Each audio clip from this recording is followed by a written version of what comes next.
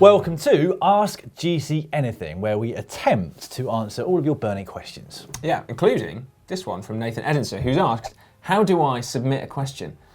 Well, Nathan, you are on the right lines, as you were, in the comment section down below or on any social media platform. And when I say any social media platform, I mean Twitter, Facebook, or possibly Instagram. Yeah, those three. Yeah. Right, let's crack on with a question that came in from Martin Visser, who said he hit the wall today. You used Google Translate to find that out. And he said he got very hungry and almost fell off his bike, even though he ate a good breakfast, had a bar with him, and only did a ride of 50 kilometres. How did it happen, and what can he do to avoid it next time? Right, well firstly, Martin, you are right, we do call it hitting the wall. Sometimes we say bonking, but don't put that into Google because you might get all sorts of other things. And basically it is when your body runs out of glycogen, so that's kind of like sugar, and it's the readily accessible fuel that you need for your body when exercising. Yeah, it's happened to pretty much every cyclist the world over. For us, it's happened multiple times. I can tell you it doesn't feel any better each time it happens. No. Now, you can try a number of different things regarding this. Firstly, you can try pacing yourself or riding a bit slower to conserve some of that fuel that Si was talking about. And there's a number of other things, as I said, but you could do a lot worse than watching this next video, which we've got on our screen right now. So here are 3 things to avoid you getting the bonk, and there are certainly 3 things every cyclist or endurance athlete needs to know. Number 1, and arguably the most fundamentally important thing about cycling, especially for those very new to the sport, is that if you're considering going out on a ride of above 90 minutes, that you must consume some carbohydrates whilst on the move. Next up, Stephen Cowman has asked this question. Can you put liquid latex, which is kind of sealant, into a normal inner tube and clincher to stop punctures? Well, I think you can. You just have to have a normal butyl inner tube, which are the black ones, and it has to have a removable valve core. All you then need to do is use a special little tool to take out that valve core and inject the sealant into the tube. Yeah, that's quite a good idea, that. It'll add 40 grams per wheel, probably, and it should stop punctures.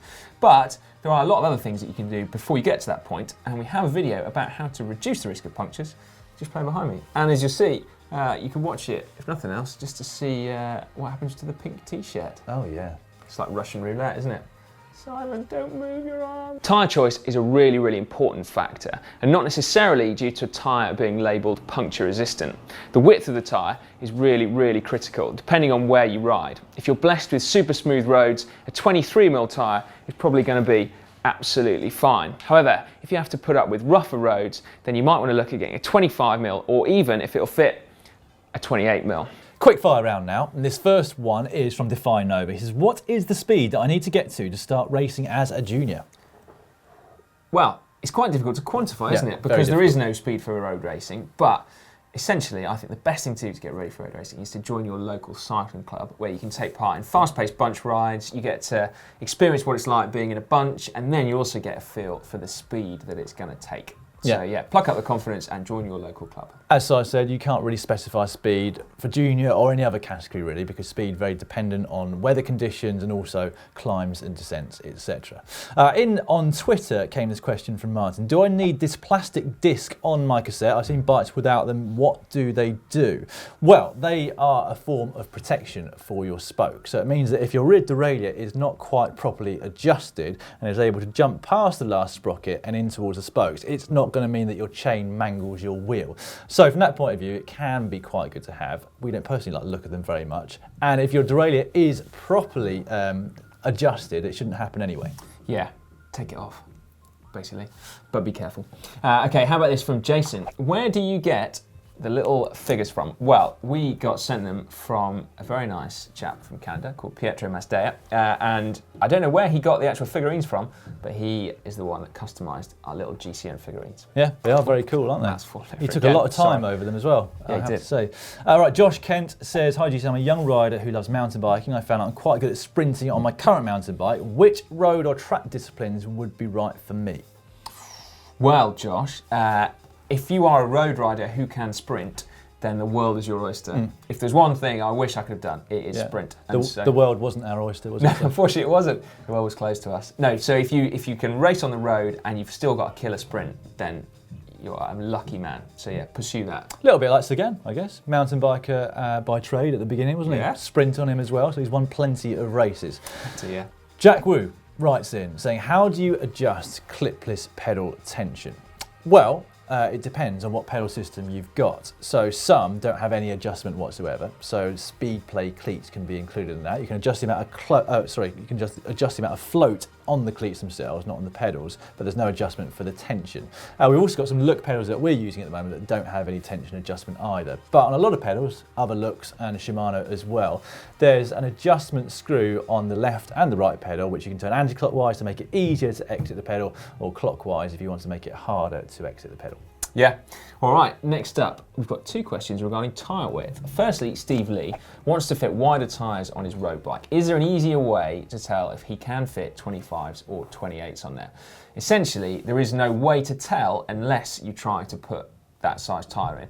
But rather than just going and buying some and then finding they don't fit, why not just nip down to your local bike shop, see whether you can borrow a wheel, just stick it in, see whether you've got the correct width, and then you can go and buy your tyres. From that shop, obviously. Not online. And then Stuart Opie has asked, he currently uses a 23 wide tyre. The latest advice is to change to a 25 for decreased rolling resistance, but will he notice any difference? Well, you probably won't notice the difference on rolling resistance unless you upgrade and get a faster tyre.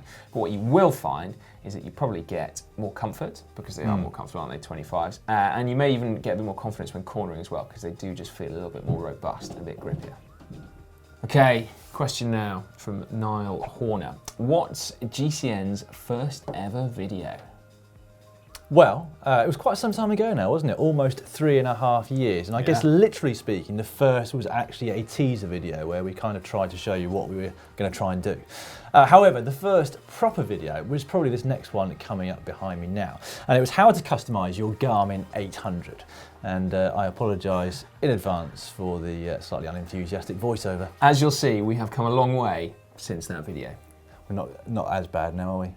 Well, maybe we are. Well, no, I wasn't referring to that. Actually, I was referring to the music. I thought we were kind of similar. During the Giro d'Italia in 2012, I was commentating on the race in the afternoons but training in the morning. From any of your training pages, click on Menu, then click on the spanner, which is for settings in the bottom right-hand corner of the screen. Next up, we've got a question that's come in with the correct hashtag, talkback, which is important to mention if you're going to use Twitter or Instagram. He says, can you explain the pros and cons of tubular versus clinch tyres and wheel sets, and how much effort is needed to maintain a set of tubulars?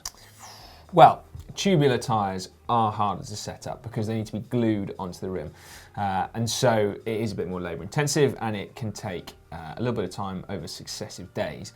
But once they're glued on, then they are essentially maintenance free until you have a puncture, at which point you need to replace it and go through the whole process again. But we've actually done a video where we look quite in depth really, comparing tubulars versus clinchers versus tubeless. And you can watch it just back there actually.